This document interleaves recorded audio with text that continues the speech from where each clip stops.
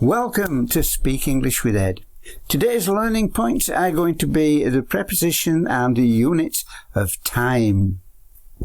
Hi there, I'm Ed Anguish from Speak English with Ed, where we give tips, tricks, help and information to ESOL speakers who are trying to pass the SELT examination test to meet UK VI settlement visa requirements. If that's you, then you're in the right place. Watch all the way through to the end of the video, and I will tell you how you can get hold of the downloadable worksheets that we have for some of the videos on this Speak English with Ed channel. So let's jump straight in now and have a look at units and of time and their prepositions.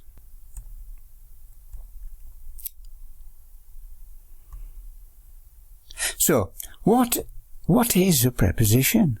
It's a funny sounding word, but what it means, it's a word that creates a relationship or explains the relationship between two nouns in a sentence, or a noun and another part of a sentence, and it explains the relationship between these two parts.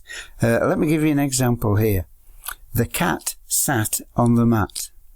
Now, cat and mat are two parts of this sentence that we're creating or explaining the relationship between the two objects. So cat and mat in this case are both nouns, right? And on is the preposition that explains the relationship between the two. The cat is on the mat. And if we took this, expanded this sentence, we can say the cat sat on the mat in the window, right? So the cat is on a mat in a window. Now cat, mat and window are all explained, the relationship between the three parts of the sentence. They're all explained with prepositions on and in. So that's what prepositions do. So let's take a look at what we're talking about. Now this is a timeline. Here on the screen now is a timeline. This can be any length of time. This timeline can be an hour. It can be a day. It can be a year or 100 years, a century. It can be a millennium, or it can be the complete existence of time so far, right from the beginning of time over here, right to the time when time ends, sometime in the future, and we could be somewhere in the middle here. I don't know. But this timeline, it can represent any amount of time. For us, I'm going to divide it into 60 equal parts. And we're going to use the minute as an example, because this is 60 seconds equals a minute. So this timeline is a minute. And what I'm going to do now is I'm going to join the ends together, and we're going to get something that looks very similar to a clock. Now it isn't a clock, but it's very similar to a clock, and it's representing time. Now, the line in the middle, the red line in the middle with the arrow, represents the movement of time as we go along. And as we all know, this is seconds. So these seconds tick away merrily. Eventually, they'll get round all the way. Why is my button not working? Eventually, they'll go all the way round to 60. And when it gets to 60, here, you can see here it's 60, and down here 60 seconds. When it gets to 60, it's also known as 1 minute, a minute. So 60 seconds equals a minute. Right, now if we look at this this diagram here, the bit in the middle here with the red arrow are seconds. So this is seconds. So once this is, and it's divided into 60, so once it's gone round once, it's a minute, and then the minute will jump forward. So now we've got 60 seconds equals 1 minute. Right? Now, if we move on, when the minute hand has gone all the way around, and that's 60 minutes, then we get an hour. So this is an hour. We've gone from 60 seconds as in a minute, 60 minutes equals 1 hour.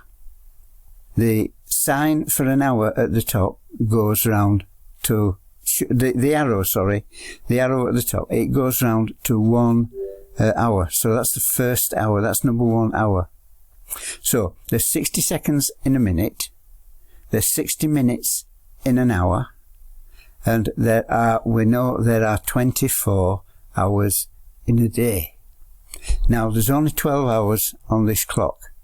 So this arrow here, this hand, if it was on a clock, this hand would have to go around 2 times. It would have to go around twice for it to become a day. So it goes round once, and then it goes round another time, and then that counts 24 hours, and that equals a day. 24 hours equals a day. 60 seconds in a minute. There's 60 seconds in a minute. And there's 60 minutes in 1 hour. 60 minutes in an hour. We've said that there's 24 hours in a day. So the clock has to go around twice. Remember, it went around twice. So there's 24 hours in a day. And there are 365 days in a year. Except a leap year, which is every 4th year they stick an extra day in, and that's called a leap year, and there's 366 days in a leap year. So, if you notice there, when we were talking about in, when we talk about seconds, minutes, hours, days, etc., months and years, we say in. We say in. I'll give you some examples. So, we say, I'll be there in a second. Now, this is not a literal phrase. You don't really mean I'll be there in 1 second. But this means, when you say this, it means I'll be there in a little bit of time, a short time. So, you could be, say, on the phone. You could be on the phone talking to somebody, and somebody asks you if you can just go and help them, and you say, I'll be there in a second when I finish my phone call. So that's how you would use in a second. I'll be there in a second. Now, maybe somebody's asked you to do something, and you're on the phone, and instead of them saying, come here, they've said, can you put the kettle on? And you'll say, I'll do it in a couple of minutes, I'm just on the phone. I'll do it in a couple of minutes. In a couple of minutes. So it's in. You notice they're all in seconds, minutes, hours. You say, there's a good film on TV in an hour. In an hour's time. In an hour. There's a good film on TV in an hour. Or you can say,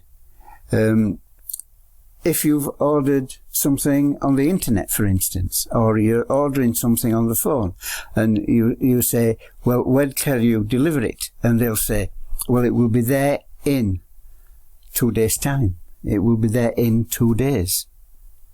It's got to be in. When you're talking about all of those, it's got to be in, right? But when we talk about days of the week, and dates in particular, dates, we say on. So, we say, I'm playing tennis on Tuesday. I'm playing tennis on Tuesday. Or we could say, he's going to a concert on the 14th of June. He's going to a concert on the 14th of June. So we've got days and dates in particular here. We can say there's a good film on TV on Sunday. So we're talking about on Saturdays here, sorry. There's a good film on TV on Saturday. So we're talking about on a day again. With Saturday, it's on Saturday. She goes to piano classes on Tuesdays. Or on Tuesdays, she goes to a piano class. But it is on. You use on when you're referring to a day. It's my birthday on Wednesday this week. So you're saying it's my birthday on Wednesday this week. You don't say it's my birthday in Wednesday. You don't say it's at Wednesday. It's on Wednesday. Are you free on Thursday for a coffee? I'm always free for a coffee, me. I love a coffee. So, yeah, are you free for a coffee on Thursday? Or are you free on Thursday for a coffee? So, it's on Thursday. All of them are on Thursday. But when we talk about a precise time, we're talking about at a precise time, an exact time. So, you can say, I start work at 3 o'clock. I start work at 3 o'clock. You don't say, I start work on 3 o'clock. And it's not, I start work in 3 o'clock. It's at 3 o'clock. I start work at 3 o'clock. The train arrives at 17:07. The train arrives at 17:07 on platform 2. So it's at a time. There's a good film on TV at 9 o'clock tonight. So you say there's a good film on TV at 9 o'clock tonight, at 9 o'clock. Or, I have an appointment at 11:15 this morning. Right? I have an appointment at 11:15 this morning, at time. Or if you're in a hotel, you may ring up and say, can I have a wake-up call, please? I wake up at 5:30. I have to be away early. So you want a phone call, you want a wake-up call at 5:30. Not in, not on. It's at a time. But sometimes you'll hear people say, I'm there until 6 o'clock. So you could be at work. I shall be at work until 6 o'clock. Now, this is a different case because now we're not speaking about a particular time. We're speaking about a period of time, which is from now, the time that you're speaking, until 6 o'clock. So it's a period of time. You're not speaking about a precise time. So that's when you hear until. But if you're talking about doing something at a time, then it's at the time. So when we talk about months, we always say in, right? We always say in a month. My birthday is in March. Okay? My birthday is in March. Christmas Day is in December. It's always in December. But Christmas Day is in December. And it's always on the 25th of December. Right? I came to the UK in June. I came to the UK in June. It's also used, we'll get into that in a minute. In May, I must replace my passport. Right? In May, I must replace my passport. And my car needs taxing. It needs a road tax in January every year. I must do it in January, in the month of January, in January. But when we talk about years, we also say in. I was just mentioning that earlier. We also say in when we talk about years. So, I'll be 50 in 2023. Telling somebody your age. Oh, I'll be 50 in 2023. Right? Or if you're a businessman, you can say, our best month ever was in 2017. We made tremendous profits. Our best month ever was in 2017. Right? Or you can say, I came to the UK in 2013. I came to the UK in 2013. Yeah. In a year. In a month. In the year. In 2023, I will have been here 10 years. In 2023, I will have been here in the UK 10 years. Or, I bought my car in 2017. I bought this car in 2017. It's in a year. We're talking about years, so you say in a year. So, the prepositions of time are, you use at when you're talking about a specific time, at 3:15, at 4 o'clock, at 8 o'clock, at 2 in the morning. When you're talking about a specific time, you say at. You talk about on when you're talking about the days of the week. So, you talk about on Friday, on next Friday, on Friday the 13th. You say on when you're talking about days of the week. Now,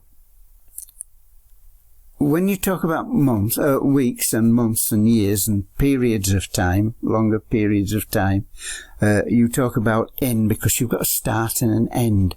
You've got a start and an end time. So you talk about in. We say in 3 weeks' time. Or in the month of June, the sun is at its height. It's always hottest. Or when you can say, in the 20th century, industry boomed. So you talk about in when you're talking about weeks, months, years, or for any period of time, any long period of time that has a start and a finish, then you talk about in. So that is how we measure time, seconds, minutes, hours, days. Then we go on to weeks and months and years, centuries. But when we come to talk about time, we talk about at, on and in. At, on and in. But you must get the right one right. So when you go for your exam and your examiner says, what time do you start work? You say, I start work at 8 o'clock. When he says, when did you come to the UK? You say, I came to the UK in June 2020. Or whenever. Whatever your date is, you say in a month. Or he may say, when do you do your English classes? And you can say, I go for English classes on Thursdays and Fridays. So at, on and in.